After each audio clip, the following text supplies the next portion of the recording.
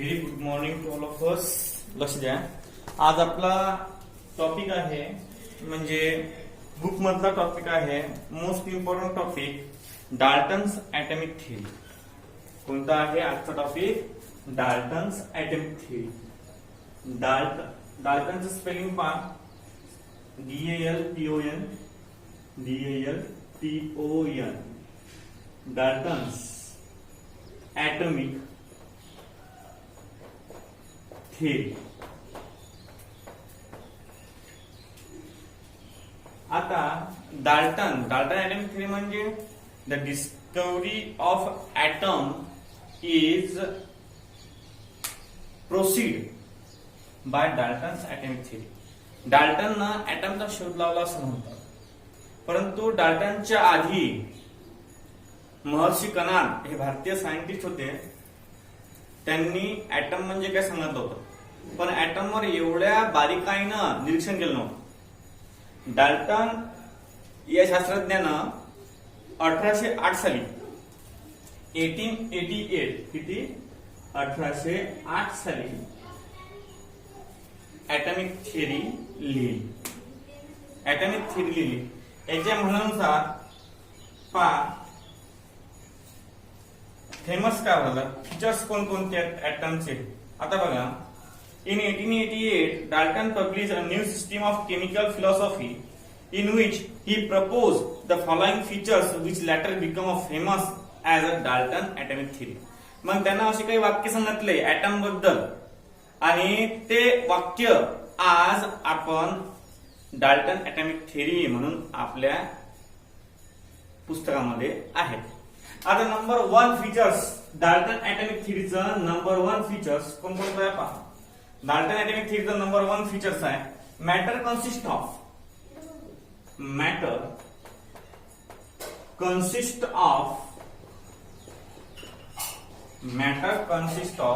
tiny indivisible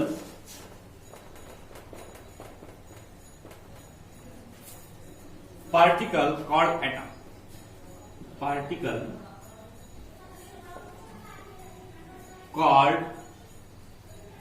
atom. Number second, all the atoms of the given element,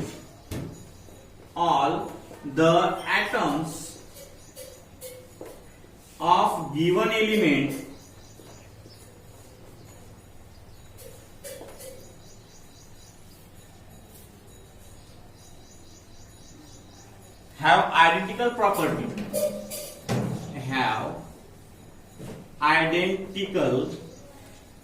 properties,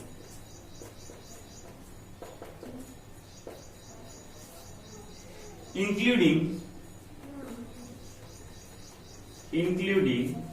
mass.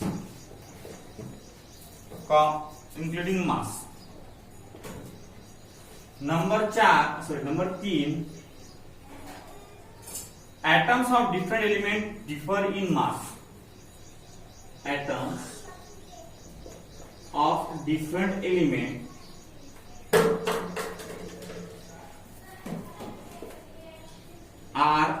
differ in mass. Number 4, compound are formed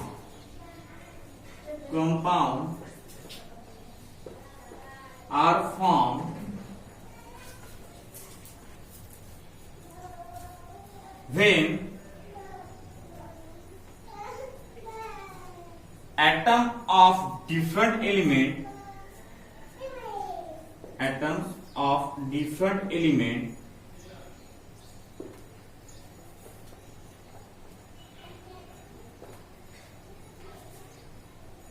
combine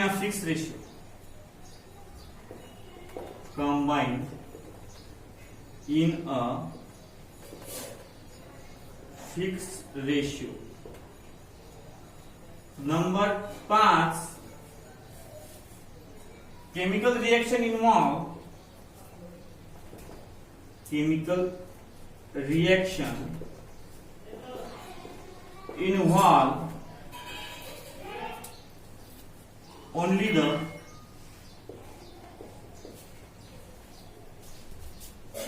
reorganization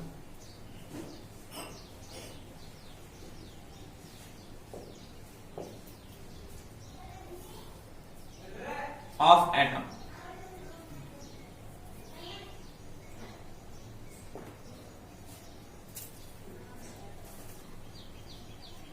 Number 6, atoms are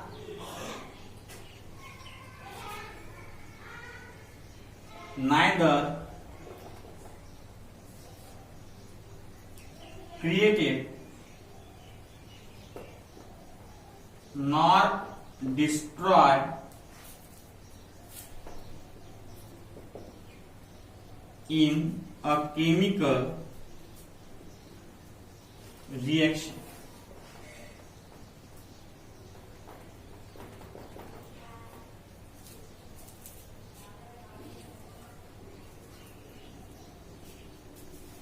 आणि 7वा, Dalton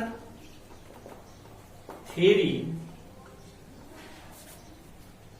explain all the laws of chemical combination. लक्ष द्या आता, हे एकूण 7 point डाल्टनच्या थेरीमध्ये present आहेत. किती आहेत? एकूण 7 पॉइंट डाल्टनच्या थेरीमध्ये प्रेझेंट आहेत. आता वन बाय वन आपण प्रत्येकाचं पाहू काय आहे. पहा, हे 7 आहेत. Matter consist of a tiny. Matter consist of a tiny म्हणजे matter consist of tiny. Tiny म्हणजे लहान, टायनी किंवा टिनी. टायनी म्हणजे लहान. Matter consist of tiny individual particle. पहा, matter consist of tiny indivisible particle called atom. Matter consist करते लहान न दिसणारा पार्टिकल, त्याला आपण काय म्हणतो? ॲटम म्हणतो. ॲटमची डेफिनेशन यानं चांगल्या प्रकारे मांडली. पुन्हा डाल्टननं. आणि म्हणून it is a father of atom म्हणतात. काय म्हणतात येतं? It is a father of atom. म्हणजे atom is firstly discovered by the scientist Dalton in 1808. म्हणजे 1808 साली डाल्टननी ॲटम बद्दल पूर्ण माहिती देऊन ॲटमची नवीन डेफिनेशन तयार केली.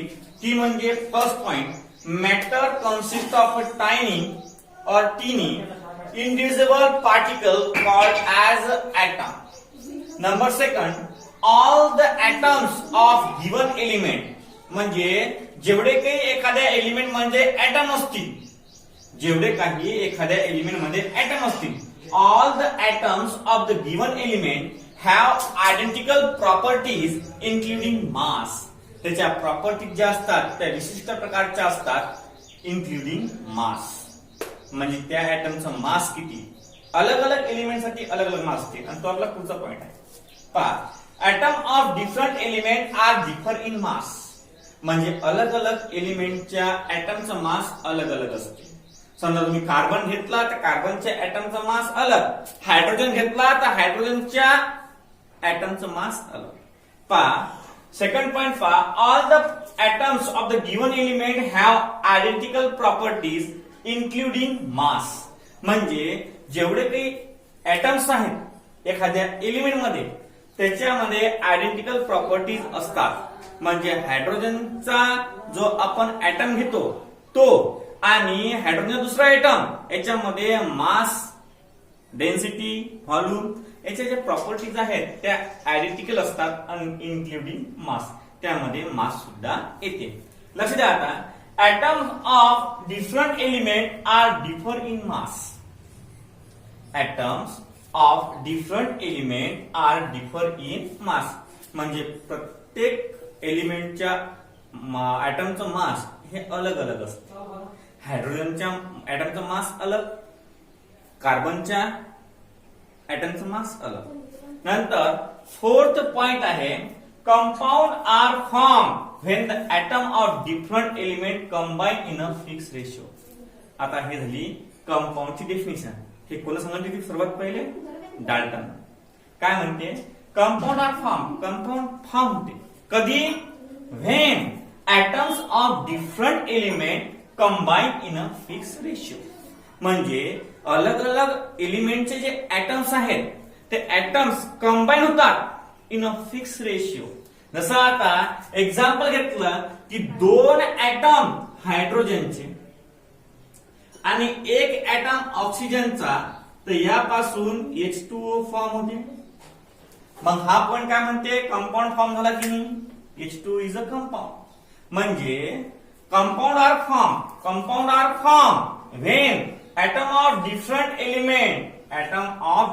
Element combine in a fix ratio. Fix ratio कोणता याचा? 2:1. 2 हायड्रोजनचे आणि 1 ऑक्सिजनचा. नंतर बघा पुढचा पॉइंट 5वा आहे. Chemical reaction involve only the reorganisation of atom. ज्या वेळेस केमिकल रिएक्शन घडून येते त्यावेळेस फक्त इकडला ऍटम इकडे आणि इकडला ऍटम इकडे अशाच प्रकारच्या गोष्टी घडतात. नवीन प्रकारचा कंपाऊंड फॉर्म होत नाही. समजा आता इथं आपण ऑक्सिजन आणि हायड्रोजन दिला तर इथं H2SO4 हा फॉर्म होणार नाही. कारण रिएक्टर मध्ये यस आहे का? नाही. आणि म्हणून हा म्हणणं याचं 5व्या पॉइंट मध्ये chemical reaction involve only the reorganisation of atom. फक्त ऍटमची अदलाबदली होते आणि नवीन प्रकारचा कंपाऊंड फॉर्म होते. त्यात बाहेरचा कोणताच एलिमेंट इन्व्हॉल्व नसते. हा झाला 5वा पॉइंट. 6वा पॉइंट पहा. Atoms are neither created nor destroy in a chemical reaction. कोणतीही केमिकल रिएक्शन घडून येत असताना, लक्ष द्या, कोणतीही केमिकल रिएक्शन घडून येत असताना ऍटम क्रिएट सुद्धा होत नाही आणि ऍटम डिस्ट्रॉय सुद्धा होत नाही. पहा, atoms are neither created nor destroyed in a chemical reaction. म्हणजे ऍटम क्रिएट सुद्धा होत नाही, तयार सुद्धा होत नाही आणि ऍटम डिस्ट्रॉय म्हणजे नष्ट सुद्धा होत नाही. कशामध्ये? In a chemical reaction. Chemical reaction मध्ये ऍटम हा क्रिएट सुद्धा होत नाही आणि हा डिस्ट्रॉय सुद्धा होत नाही. हा झाला डाल्टन ऍटॉमिक थिअरीचा 6वा पॉइंट. 7वा पॉइंट पहा. Dalton theory explain all the laws of chemical combination. आणि ही जी थिअरी आहे ही थिअरी पूर्णच्या पूर्ण बेस आहे लॉ ऑफ कॉम्बिनेशन वर. कशावर? लॉ ऑफ कॉम्बिनेशन वर. लक्ष द्या, डाल्टननी 1808 साली एक थिअरी मांडली. डाल्टननी 1808 साली एक थिअरी मांडली की जी आज डाल्टन ऍटॉमिक थिअरी या नावानं प्रसिद्ध आहे. नंबर फर्स्ट त्यांना पहिला पॉइंट मांडला या डाल्टनच्या थिअरीमध्ये की matter consist of tiny indivisible particle called as atom. मॅटर मध्ये एक लहानसा आणि डोळ्यांनी न दिसणारा पार्टिकल असतो, त्याला आपण ऍटम असं म्हणतो. Number second, all the atom of given element, all the atoms of given element have identical properties including mass. जेवढे काही ऍटम आहेत एका एलिमेंटचे जेवढे काही ऍटम आहेत have identical properties. त्याच्या प्रॉपर्टीज कशा असतात? आयडेंटिकल असतात. including mass. आता पहा, थर्ड नंबरचा आहे atoms of different element are differ in mass. atoms of different element are differ in mass. म्हणजे अलग अलग एलिमेंटचे ऍटम जे असतात त्यांचं मास अलग अलग असते. अलग अलग एलिमेंटच्या ऍटमचं मास जे असते ते अलग अलग असते. नंतर चौथा आहे compound are form. Compound form होते कधी? When the atom of different element combine in a fix ratio. म्हणजे when atom of different element combine to form a compound in a fixed ratio 2:1. आता नंतर पाचवा आहे chemical reaction involve only the reorganisation of atom. एखादी chemical reaction घडून राहिली तर त्यामध्ये फक्त या ऍटमचं रिऑर्गनायझेशन घडून येत असते. नंतर पहा 6वा point, atoms are neither created nor destroyed in a chemical reaction. Atom are neither created. Atom हा तयारी होत नाही, nor destroyed, नष्टही होत नाही. कशामध्ये? in a chemical reaction. आणि 7वा पॉइंट आहे, Dalton theory explain all the laws of chemical combination. डाल्टनची थेरी जी आहे ते पूर्ण एक्सप्लेन करते. कोणते? जे आपण काल 5 लॉ पाहिले ते पूर्ण एक्सप्लेन करते डाल्टन्स थेरी. अशा प्रकारे डाल्टन ऍटॉमिक थेरी 1808 साली डाल्टननी मांडली होती. त्यात एकूण 7 मुद्दे आहेत. हे 7 मुद्दे पद्धतशीरपणे वाचून घ्यावे लागतात. हे मोस्ट इम्पॉर्टंट आहे, कारण it is a generation of atom. म्हणजे ऍटम कसा तयार झाला आणि ऍटम मध्ये कोणकोणत्या प्रकारचे कन्सेप्ट असतात हे पूर्णच्या पूर्ण थेरी तुम्हाला एक्सप्लेन करून सांगते. आता यानंतर आपण एक नवीन टॉपिक घेऊ. नवीन कन्सेप्ट आहे atomic and molecular masses.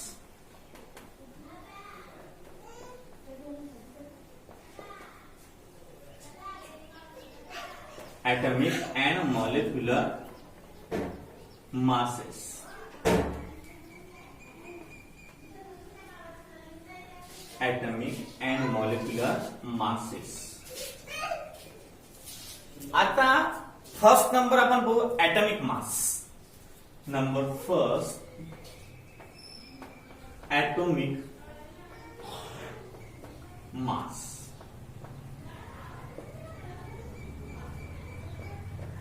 Atomic mass. आता ऍटॉमिक मास म्हणजे काय? ऍटॉमिक मासची जर पार्श्वभूमी पाहिली आपण तर ऍटॉमिक मास म्हणजे mass of atom. Atomic mass म्हणजे काय होते? Mass of atom. एका ऍटमचं मास. एका ऍटमचं मास. आता काय झालं की खूप वर्षा पहिले एक सिस्टीम आली. पहा आता काय म्हणता येईल याला? काय म्हणा? ऍटॉमिक मास कसं डिस्कवर करा, काय करा? तर त्यावेळेस काय झालं की तुम्हाला सांगत होतं मी 2-3 दिवसा अगोदर की ऍटॉमिक मास कसं काढलंय की सायंटिस्ट लोकांनी काय केलं होतं. सायंटिस्ट लोकांनी एक असा एक समजा की बा आता मास काढायचा आहे. तर समजा आपल्याला एखादा कंपाऊंडचा मास काढायचा आहे. हा या ब्लॉकचं मास काढायचा आहे. Mass of atom. हा एक ब्लॉकचा ऍटम आहे आणि याचा तुम्हाला मास काढायचा आहे. त्याला वजन तागात ठेवलं.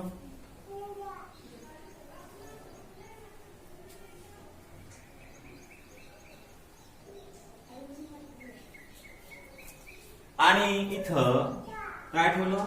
एक गोळे ठेवले. गोळे 1 गोटा, 2 गोटे, 3 गोटे, 4 गोटे, 5 गोटे, 6 गोटे, 7 गोटे, 8 गोटे, 9 गोटे, 10 गोटे, 11 गोटे आणि 12 गोटे.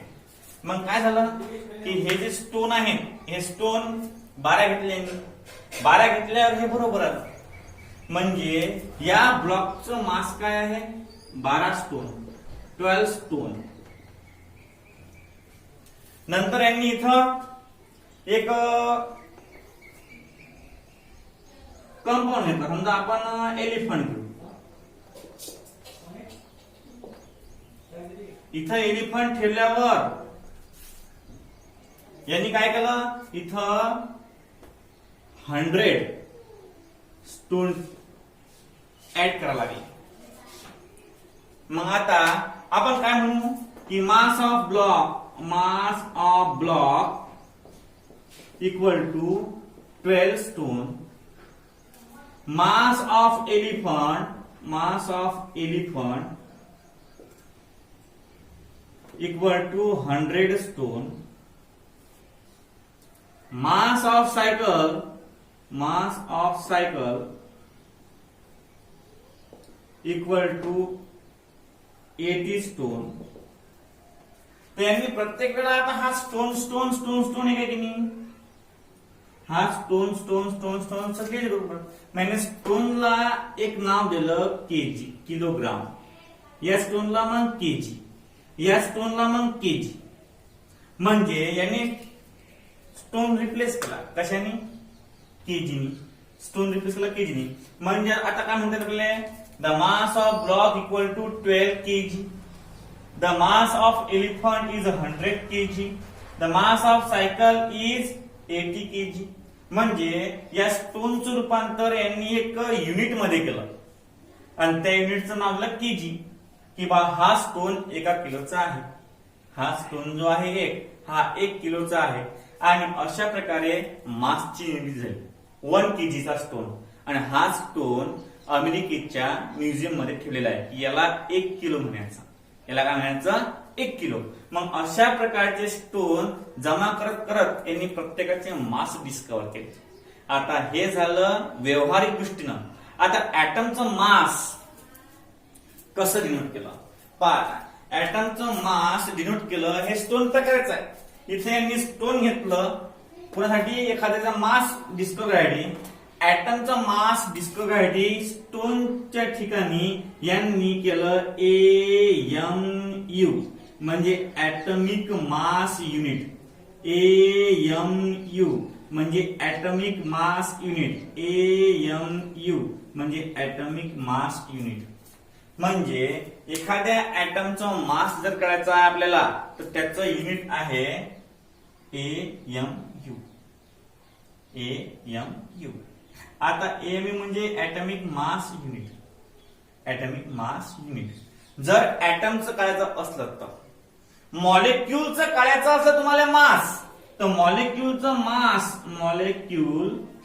मास हे मोजतात फक्त 100U 120U आणि U म्हणजे युनिफाईड मास. U म्हणजे काय होते? Unified mass. म्हणजे ऍटम साठी अलग आणि मॉलिक्युल साठी अलग अशा प्रकारचे हे ऍटमिक मासचा कन्सेप्ट आहे. आता AMU म्हणजे काय? AMU चा एक फॉर्म्युला आहे 1 AMU. यांनी एक ऍटम घेतला 1/12 into C12 mass of C12 carbon atom. Mass of C12 carbon atom. Mass of C12 carbon atom. आता C12 कार्बन ऍटमचं मास काढलं की आपल्याला AMU ची किंमत मिळणार. आता AMU ची किंमत मिळाली फक्त लक्षात ठेवा हा फॉर्म्युला लक्षात राहिला पाहिजे. 1 AMU equal to 1/12 into mass of C12 carbon atom. Mass of C12 carbon atom. अशा प्रकारे डिस्कस करावं लागते AMU.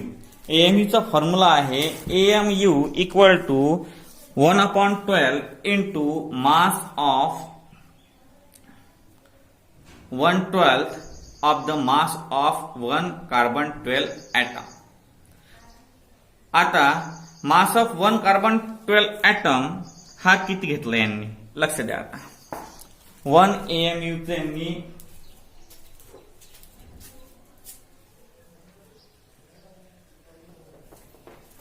What is mean by 1 AMU? Definition घेऊ आपण लिमिटची. 1 AMU म्हणजे काय? पाच 1 AMU it is defined as the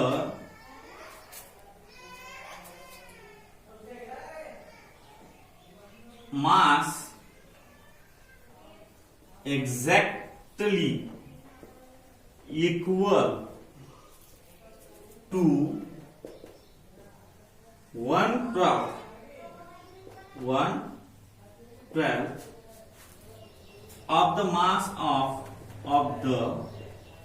mass of C12 carbon atom. मग यांनी केलं 1 AMU equal to 1/12 into mass of 1 C12 atom. आता मास ऑफ सिक्वेल ऍटम काढला यांनी 1/12 इंटू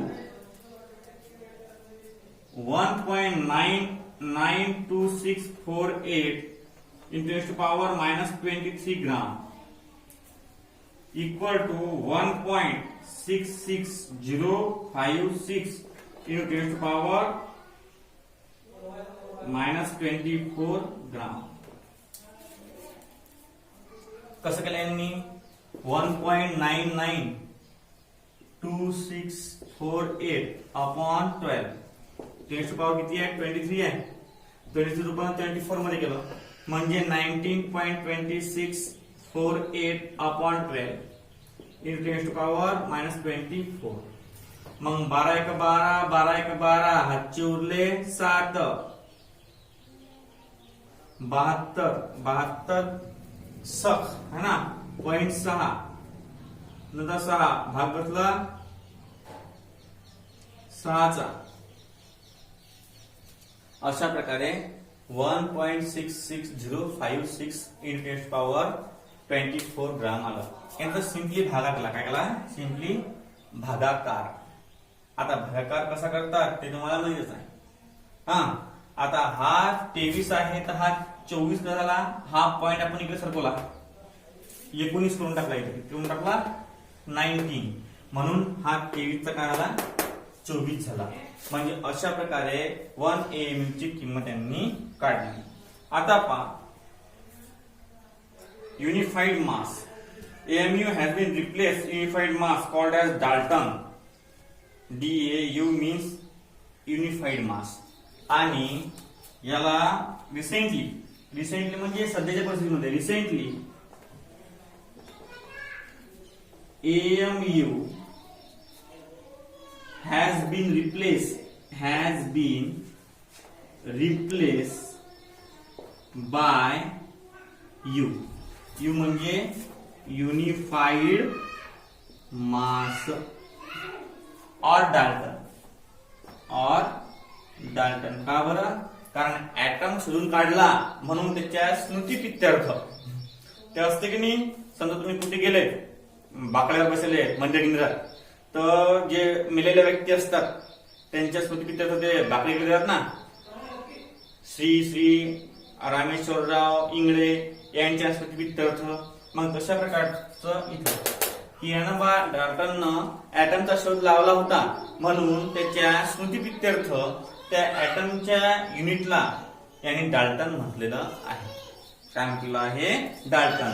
एवढा तुमचा कन्सेप्ट क्लिअर झाला काय ते सांगा. पहा लक्ष द्या. आपण सर्वात प्रथम पहिल्यांदा आपण काय पाहिलं आपण पहिल्यांदा डाल्टन्स ऍटॉमिक थिअरी.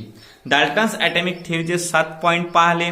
नंतर आपण ऍटॉमिक अँड मॉलिक्युलर मासेस मध्ये ऍटॉमिक मासचं मोस्ट इम्पॉर्टंट युनिट पाहिलं 1 AMU. It is defined as a mass exactly equal to 1/12 of the mass of the C12 carbon atom. 1 AMU equal to 1/12 into mass of the 1 C12 carbon atom. आता पहा 1/2 into यांनी mass of carbon atom घेतलं यांनी 1.99268 × 10⁻23. भागाकार वगैरे करून यांनी उत्तर आणलं 1.66056 × 10⁻ किती आहे 24 ग्राम. आणि रिसेंटली AMU ला रिप्लेस केलं यांनी आणि कशाने U न फक्त युनिफाईड मासनं. युनिफाईड मासलाच आपण काय म्हणतो डाल्टन म्हणतो. आज आपण एवढं पाहिलं 2 कॉन्सेप्ट पाहिले. आज ऍटॉमिक मास पाहिला आपण आणि डाल्टनची ऍटॉमिक थिअरी पाहिली. उद्या आपण ऍव्हरेज ऍटॉमिक मास म्हणजे काय ते पाहू. काय पाहू ऍव्हरेज ऍटॉमिक मास. आता यानंतरचा टॉपिक आपण उद्याला पाहू. ओके बरं.